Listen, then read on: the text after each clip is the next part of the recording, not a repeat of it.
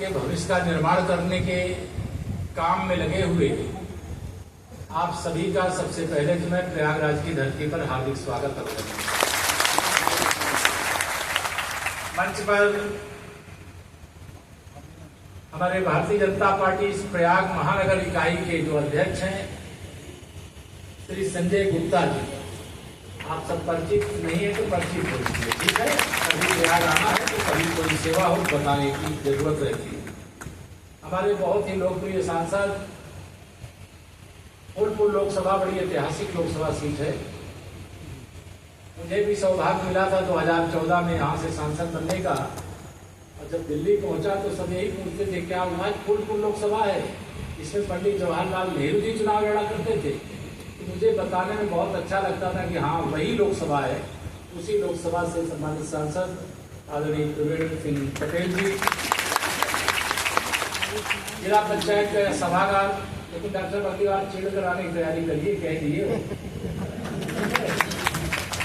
हमारे जिला पंचायत के सम्मानित अध्यक्ष जो बहुत व्यवहारिक भी हैं, सरल भी हैं, सुलभ भी हैं, ऐसे आदरणीय डॉक्टर वीके सिंह जी। हमारे विधान परिषद के सम्मानित सदस्य और प्रयाग के जाने माने चिकित्सक आदरणीय डॉक्टर के श्रीवास्तव जी। हमारे विधानसभा में जो सदस्य के रूप में अपनी जिम्मेदारी निर्वाह कर रहे हैं श्री गुरु प्रसाद मौर्य जी, श्री दीपक पटेल जी। और यह सही है कि मैं भी विश्व हिंदू परिषद का संगठन मंत्री स्वरूप में काम करता था और मोहन जी भी करते थे, तो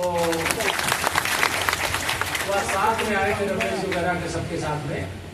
यह कार्यक्रम की चर्चा तो बहुत दिन से चलती, लेकिन समय का थोड़ा संकट रहता था, लेकिन आज का दिन निर्धारित हो पाया और आप सबके साथ यह संवाद करने का अवसर मिला।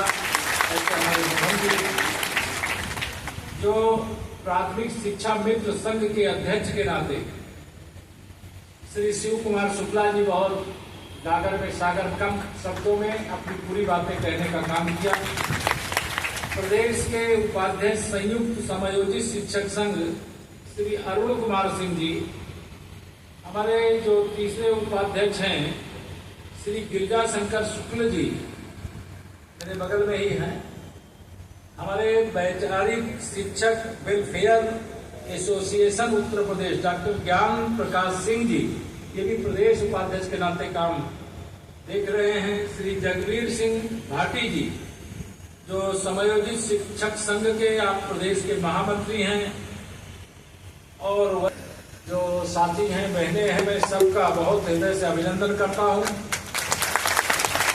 और आप सबको पहले तो देखिए, जो जिम्मेदारी अगर केशव प्रसाद और यहाँ उप मुख्यमंत्री के रूप में आपके बीच में कुछ बोल रहा है, तो इसमें गुरु की सबसे बड़ी भूमिका होगी।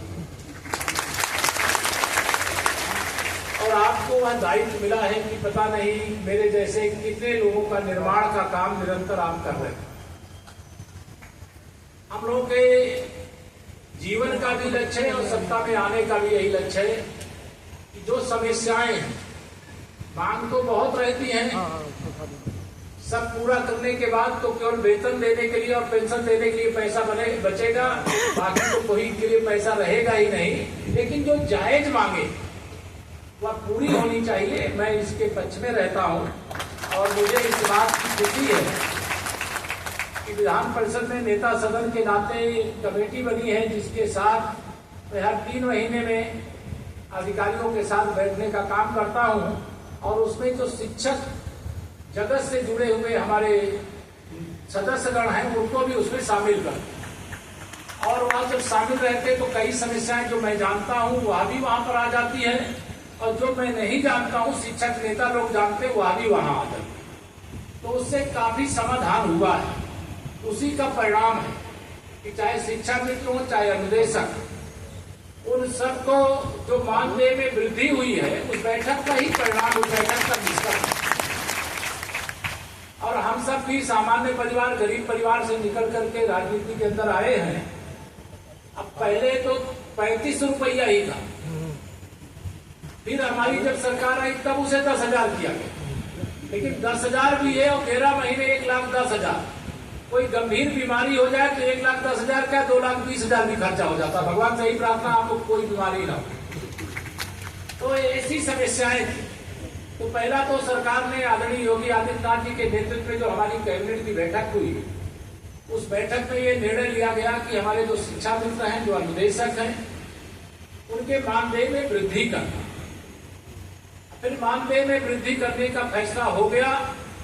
तो दूसरा जो सबसे आवश्यक निर्णय था, वह चाहे शिक्षक हो, चाहे शिक्षा मित्र हो, चाहे अनुदेशक हो, और चाहे विद्यालय में सेवा प्रदान करने वाले कोई सफाई कर्मी से लेकर के रसोईया तक को, सबको 5 लाख रुपए तक की कैशलेस इलाज की सुविधा की घोषणा।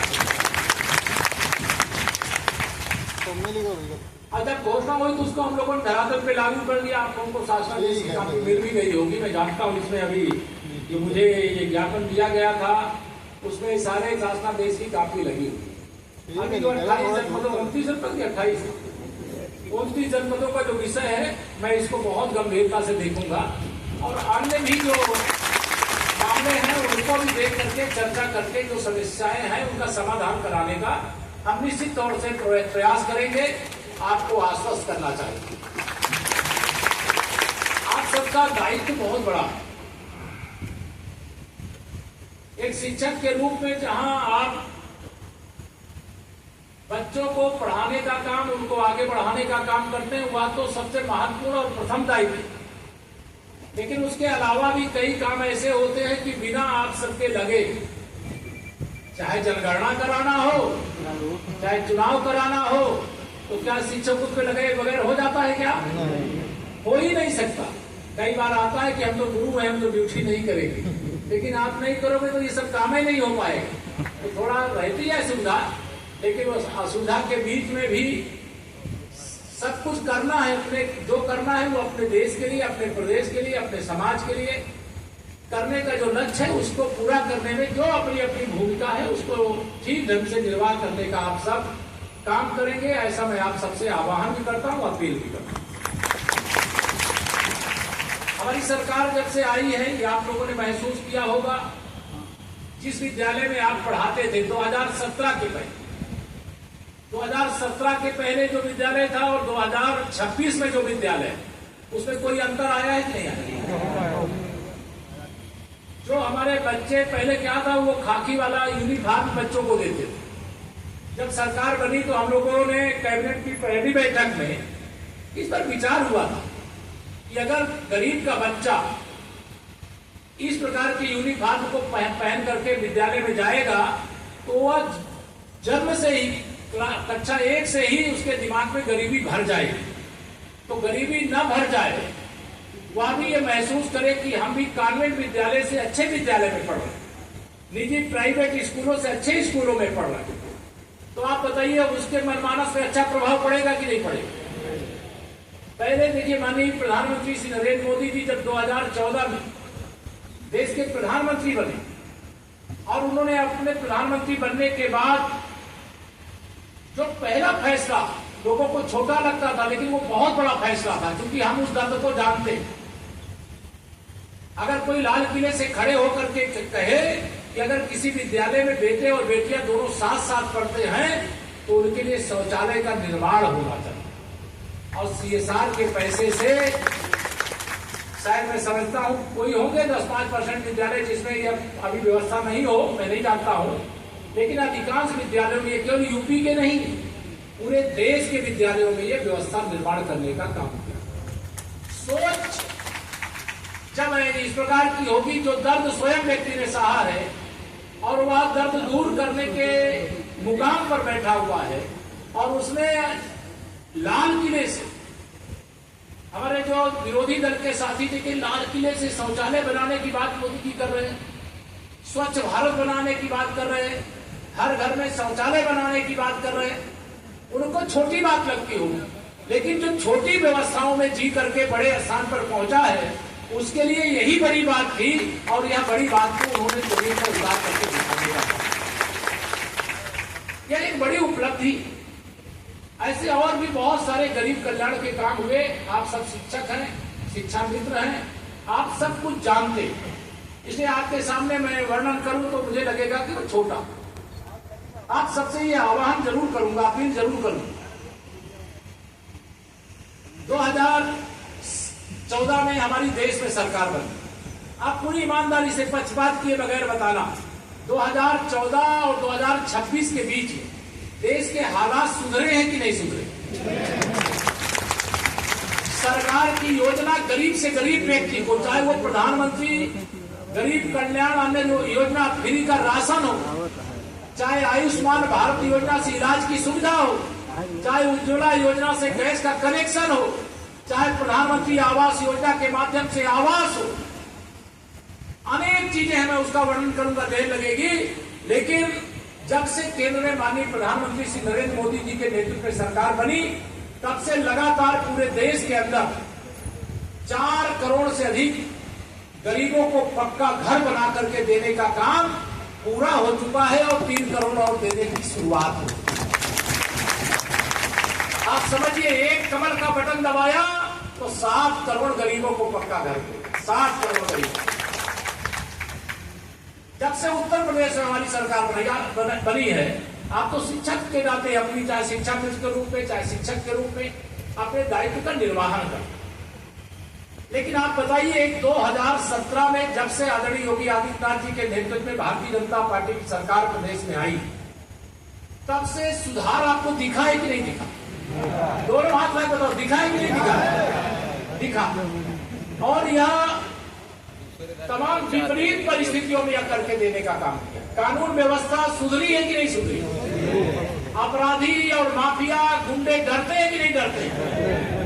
ये जो बदलाव आया, उस बदलाव का एकमात्र कारण है कि अगर प्रदेश की और देश की जनता ने आशीर्वाद नहीं दिया होता तो शायद देश में और प्रदेश में, जिसे हम डबल इंजन सरकार कहते हैं, यह सरकार नहीं बन पाती।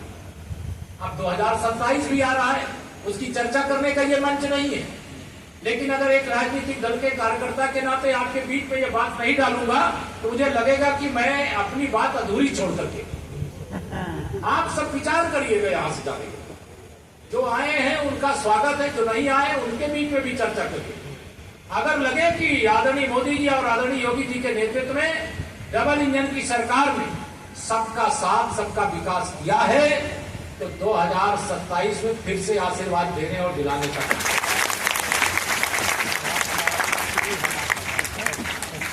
अब एक चुनाव और आने वाला, जो एमएलसी होते, स्नातक क्षेत्र, आप सब चूंकि उसमें से अधिकांश लोग मतदाता भी होंगे, है ना? अभी वो भी आएगा चुनाव। अब वह चुनाव आएगा तो आप आज का जो प्रबुद्ध मतदाता, वह जातिवाद से ऊपर उठ गया भाई, बहुत ऊपर उठ गया। उसको समझ में आता है कि किसको जिताने से फायदा है और किसको हराने से फायदा है, यह वह सब अच्छी तरीके से समझते। इसलिए मैं आप सबसे बस इतना ही आह्वान करके जाऊंगा। तीसरी बात तो आप सब जानते हैं कि जहां भारतीय जनता पार्टी की एक बार सरकार बनती है, वहां बार बार बनती है, लेकिन तीसरी बार तो जरूर बनती है। मैं तो स्वयं आश्चर्यचकित था, लेकिन जनता का जो समर्थन मिल रहा था, उससे विश्वास हो रहा था हम लोग कभी पश्चिम बंगाल में सरकार बना लेंगे, ये हमने सोचा नहीं था। लेकिन आज वहां भी सरकार हमारी। बहुत व्यक्तिगत जीवन में, जैसे अयोध्या में श्री रामलला के जन्म स्थान पर मंदिर निर्माण को लेकर के हम आंदोलन का हिस्सा सोचते थे कि कभी रामलला का मंदिर बनेगा भी कि नहीं बनेगा। नारे जरूर लगाते थे कि रामलला हम आएंगे, मंदिर वहीं बनाएंगे। लेकिन आज हम वहां रामलला का भव्य मंदिर अपनी आंखों से देख पा रहे हैं। 500 साल का जम्मू कश्मीर 370 की जो बेड़ियां भारत माँ के को, बेड़ियों से भारत माता को बांध करके रखा गया था, वो कभी 370 हटेगी कि नहीं हटेगी? लेकिन वह भी हट गई। इस बात की हमको बहुत डॉक्टर श्यामा प्रसाद मुखर्जी जी, उन्होंने ही नारा दिया था कि एक देश में 2 निशान, 2 विधान, 2 प्रधानमंत्री नहीं चले। और उनका बलिदान हो गया।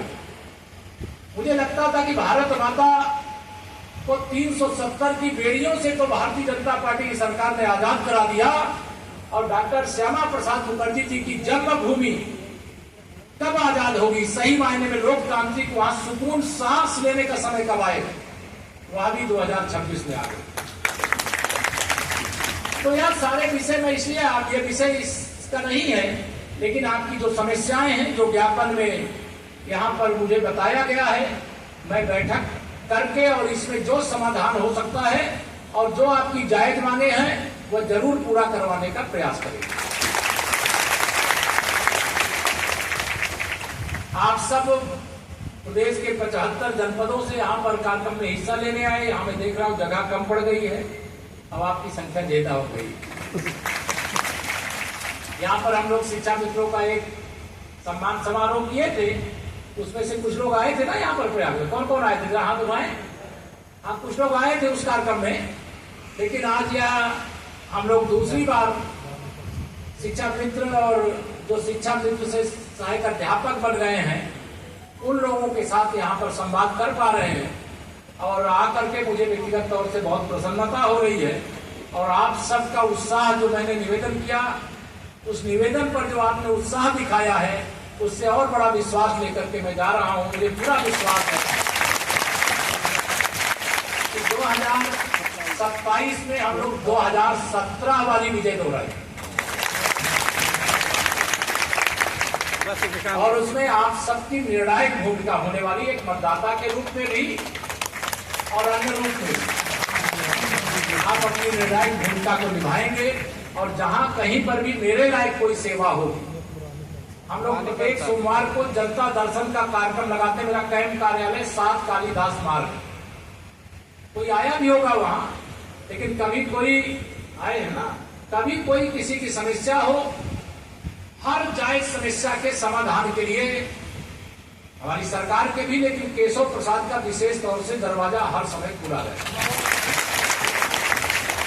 आप आएंगे, हम आपको कोई सेवा दे पाएंगे, इसकी हमें खुशी होगी। बहुत सारी बातें हैं, मैंने जो मन में आया वो बोल दिया। ये लोग कुछ लिख के दिए थे, मैं वह इसलिए नहीं बोल रहा हूं क्योंकि वो आप सब जानते, लेकिन आप सब अपने पारिवारिक जीवन में भी खुशहाल रहें, यही हमारी कामना है। और उस कामना को पूरा करने के लिए हम लोग जो कर सकते हैं वह करेंगे, आपको विश्वास दिलाते हुए अपनी गाड़ी को मौका होंगे। आप हाथ उठा करके बोलिए भारत माता की जय, सरस्वती मैया की जय, गंगा मैया की जय, तीर्थराज प्रयाग की जय, और आप सब गुरुजनों की जय। बहुत बहुत धन्यवाद।